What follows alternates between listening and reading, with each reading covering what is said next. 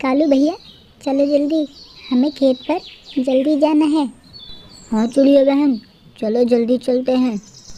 कालू और चिड़िया की आम की फसल थी। वह दोनों एक ही फसल में साथ काम करते थे। सुबह से दोपहर तक चिड़िया आम की फसल का ख्याल रखती थी और दोपहर के बाद कालू कौवा फसल का ख्याल रखता था।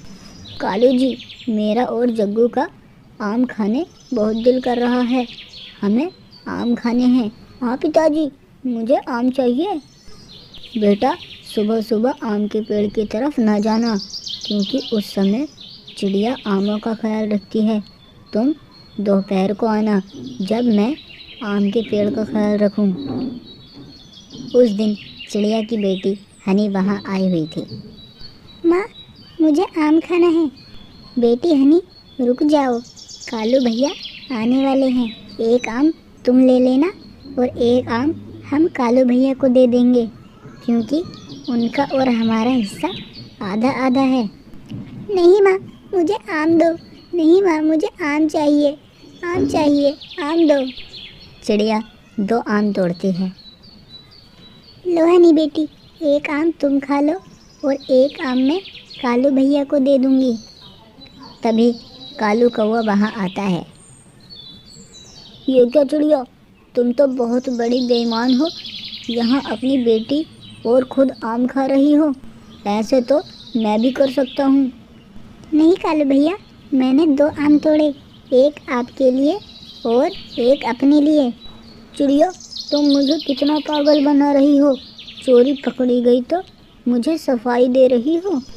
कालू चिड़िया को बुरा भला बोलता है। चिड़िया, आज से अगर ऐसा हुआ तो ठीक नहीं होगा। नहीं कालू भैया, आज के बाद ऐसा कुछ नहीं होगा। चिड़िया और उसकी बेटी वहाँ से चले जाते हैं। कालू रोज़ की तरह शराब पीकर बैठ जाता है। जग्गू वहाँ आता है। वह बहुत सारे आम तोड़ता है। कालू भी उसे कुछ नहीं कहता है और सभी आम घर ले जाता है। इसी तरह जग्गू रोज़ आने लगा। कालू भैया, कल को अपने आम के पेड़ों पर दवाई डालनी होगी, नहीं तो सारे आम खराब हो जाएंगे। अगले दिन चिड़िया और कौवा आमों को दवाई लगाते हैं। कुछ देर बाद कालू आमों की रखवाली करने बैठता है। रोज़ की तरह वह शराब पीकर सो जाता है। तभी जग्गू आता है और बहुत सारे आम तोड़ता है और कालू को बिना बताए ही सारे आम घर ले जाता है। इधर कालू सो रहा था और इधर गोरी और जग्गू आम खा लेते हैं और मर जाते हैं। शाम होती है। कालू घर जाता है। गोरी और जग्गू को देखकर उसके पैरों से ज़मीन निकल जाती है। ये क्या, आज तो आमों में जहरीली दवाई थी। ये क्या हो गया।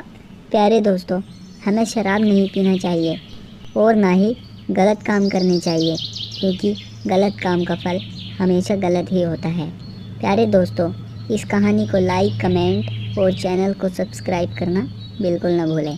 Thank you.